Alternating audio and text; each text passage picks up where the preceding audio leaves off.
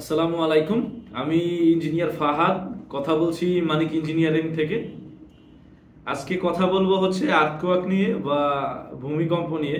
গতকালকে আমরা দেখলাম যে থাইল্যান্ডে এবং আমাদের পার্শ্ববর্তী মিয়ানমারে ভূমিকম্পর যে তাণ্ডব বা যে অবস্থা করছে, তো আল্লাহ না করুক এমন ভূমিকম্প যদি বাংলাদেশে হয় বা বাংলাদেশের উপর দিয়ে যায়, বাংলাদেশের যে স্ট্রাকচারের যে গঠনগুলো, এই হিসেবে আমি বলতে পারি যে 70 থেকে 80% স্ট্রাকচার বা কাঠামো একদম গুঁড়ো গুঁড়ো হয়ে যাবে। আর এটা শুধু যে আমার কথা সেটা কিন্তু না, এটা প্র্যাকটিক্যালি যদি হিসাব করেন আপনিও কিন্তু বুঝবেন, বা একটু যদি বোঝার চেষ্টা করেন আপনিও কিন্তু বুঝবেন। তাছাড়া বাংলাদেশে বা যারা গবেষক আছেন তারা কিন্তু এইসব বিষয়ে মানুষকে আরো সচেতন করতে চাচ্ছে। যেমন আমাদের বাংলাদেশের পুরান ঢাকা বা ঢাকার কিছু কিছু অঞ্চলে বা সব জায়গায় মোটামুটি সকল জেলায় কম বেশি দুর্বল স্ট্রাকচার আছে। আমি যদি হিসাব করি যে 20%, 100-র মধ্যে 20% কাঠামো হচ্ছে যেটা একটু স্ট্রং আছে বা এরকমের 7 থেকে 8 মাত্রার ভূমিকম্প সহ্য করতে পারবে। এখন এটা আসলে আপনাদেরকে আমি সচেতন করতে চাই যে এখন থেকে আপনারা যে কাঠামোগুলো স্ট্রাকচারগুলো নির্মাণ করবেন, অবশ্যই এটা ডিজাইন মাফিক করার চেষ্টা করবেন। এবং ডিজাইন ছাড়া তো কাঠামো নির্মাণ করবেনই না, বা কোনো বিল্ডিং নির্মাণ করবেন না ডিজাইন ছাড়া। এবং ডিজাইনটা যেভাবে করা আছে ভূমিকম্প রোধক, যে অবস্থায় যেভাবে রডগুলোর প্লেসমেন্ট আছে বা যেভাবে ডিজাইনে আছে ওইভাবে করার চেষ্টা করবেন 100%। আপনি এমন চেষ্টা করবেন না যে আপনার 3 তলা বাড়ি 4 তলা করার জন্য, আপনার 7 তলা বাড়ি 10 তলা করার জন্য আপনার ডিজাইন করা আছে 7 তলা কিন্তু আপনি করছেন 10 তলা, এরকমের করার চেষ্টা করেন না। ইঞ্জিনিয়ার সাহেব আপনাকে কলাম করে দিছে 20 ইঞ্চি 15 ইঞ্চি, বাট আপনাকে এটা এটা থেকে আপনি কনসিডার করলেন, কমাইয়ে করলেন, বাট এইসব কাজ করেন না। মানে স্ট্রাকচারের ডিজাইন অনুযায়ী আপনি স্ট্রাকচারটাকে গড়ার চেষ্টা করুন এবং সঠিকভাবে সুপারভিশন করে কাঠামোটা নির্মাণ করুন। দেখেন, আমরা দেখতে পেলাম যে থাইল্যান্ডের মতন একটা দেশ, মানে তারা তো অবশ্যই আমাদের থেকে টেকনোলজির দিক থেকে অবশ্যই আমাদের থেকে 100% অনেক এগিয়ে।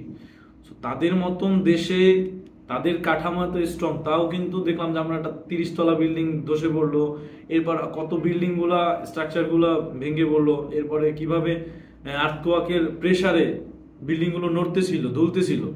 তো এই রকমের যদি কোনো ভূমিকম্প আমাদের দেশে হয়, খুবই ভয়াবহ পরিস্থিতি হবে।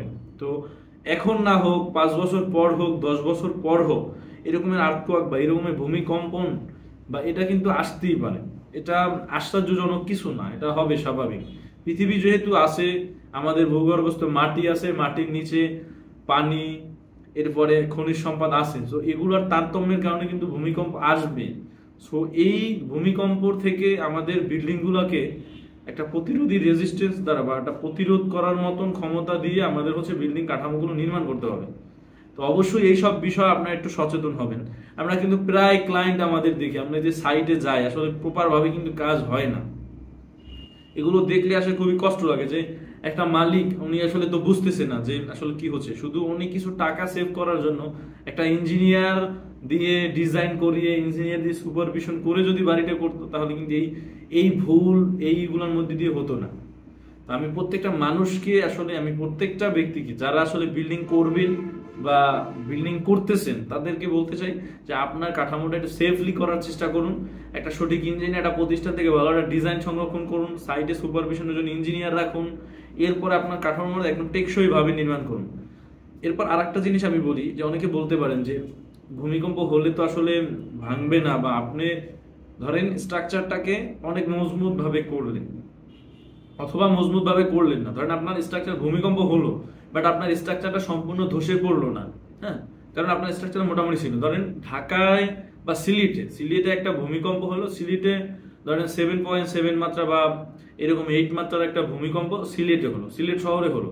এখন সিলেটের আশেপাশেও তো এর কম্পন অনুভূত হবে, যেমন ঢাকা তো 7 বা 8 যদি সিলেটে হয়, দেখা যাবে যে ঢাকায় এর প্রভাব প্রায় 6.6 মাত্রা পর্যন্ত কম্পন অনুভূত হতে পারে, যেটা হচ্ছে আমাদের ঢাকা পর্যন্ত বা এর আশেপাশে, এর থেকে বেশি কমও হতে পারে। এখন এই এই কম্পনে বা এই 6.6 কম্পন যদি এই দিকে হয়, সেক্ষেত্রে হবে কি যে আপনার হয়তো কাঠামোটা একদম ভেঙে যাবে না বা গুঁড়ো গুঁড়ো হবে না, বাট এমন এমন ক্ষতি হয়ে থাকবে যে পরবর্তীতে এরকমের হালকা নড়া বা বাতাসের প্রেসার বা যে আমাদের এয়ার ফ্লোর যে প্রেসারটা থাকে, উইন্ড লোড থাকে, এগুলোর কারণে দেখা যায় পরবর্তীতে একটা বড় সমস্যা হয়ে পড়বে।